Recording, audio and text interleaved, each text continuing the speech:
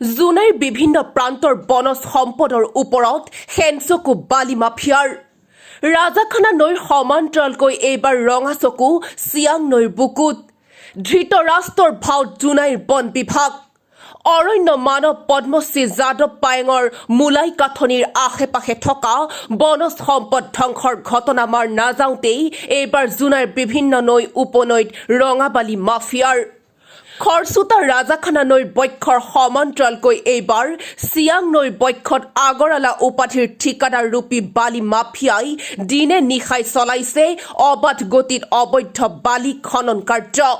উল্লেখযোগ্য যে জোনাই বন বিভাগৰ দুৰ্বলতাৰ সুযোগ লৈ দিনে নিশাই বালি খননত ব্যস্ত বালি মাফিয়া। এইবাৰ অবাধ খননৰ ফলত নৈখনৰ প্ৰাকৃতিক গঠন ভাঙি পৰাৰ লগতে ভৱিষ্যতে তীব্ৰ গৰাখহনীয়াৰ হোৱাৰ সন্দেহ প্ৰকাশ কৰিছে সচেতন মহলে। সেই সময় থাকোঁতেই জোনাই বন বিভাগক চিয়াং নৈখনৰ বালি মাফিয়াৰ কবলৰ পৰা ৰক্ষা কৰাৰ লগতে এই অবৈধ খনন কাৰ্য তাৎক্ষণিকভাৱে বন্ধ কৰিবলৈ দাবী স্থানীয় ৰাইজৰ। অন্যথা এই অবৈধ খনন কাৰ্যৰ বিৰুদ্ধে প্ৰতিবাদী কাৰ্যসূচীৰ আশ্ৰয় লোৱাৰো হুংকাৰ প্ৰদান কৰে।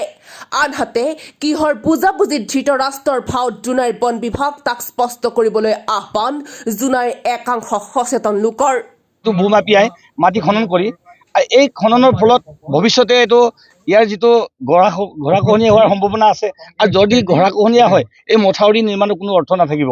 কাৰণ ইয়াত যেতিয়া নদীৰ সোঁতটো এইফালে বৈ আহিব তেতিয়া নিশ্চিতভাৱে গাঁৱৰ মাটি বাৰী খহনীয়া হ'ব আৰু এই মথাউৰি এদিন পানীৰ সোঁতে আৰু গৰাখহনীয়াই মানে ধ্বংস কৰাৰ সম্ভাৱনা আছে।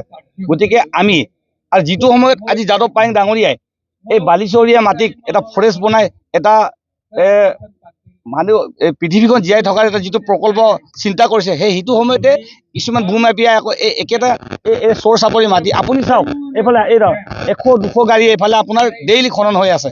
সেইকাৰণে অতি সোনকালে এই খনন কাৰ্য বন্ধ হ'ব লাগে, নহ'লে ভৱিষ্যতে আমাৰ এই নৈপৰীয়া অঞ্চল কেইবাখনো ইয়াৰ পৰা আপোনাৰ মিনিমাম 8-9খনমান জিপি পৰে।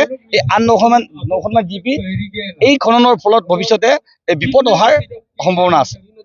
এইটো লালি নদী চিয়াং নদী আৰু বিশেষকৈ জানিব পৰা মতে ইয়াৰ যিজন ঠিকাদাৰ অশোক আগৰৱাল তেখেতক আমি অনুৰোধ জনাইছোঁ, আমি দাবী জনাইছোঁ যে অতি সোনকালে বন্ধ কৰক, অন্যথা আপোনাৰ বিৰুদ্ধে আমি গাঁওবাসী ৰাইজে প্ৰতিবাদ কৰিবলৈ আৰু বিভাগীয় ফৰেষ্ট ডিপাৰ্টমেণ্টক আমি কমপ্লেইন দিবলৈ বাধ্য হ'ম।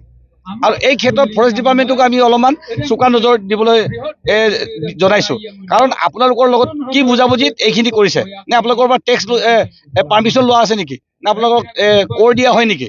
আৰু যদি কৰ দিয়া নাই, যদি আপোনালোকৰ পৰা যদি পাৰ্মিশ্যন দিয়া নাই, অতি সোনকালে আপুনি স্পটত আহি আপোনালোকে জেগাটো চাওক আৰু অতি সোনকালে এই খনন কাৰ্য বন্ধ কৰিবলৈ আমি অনুৰোধ জনাইছোঁ।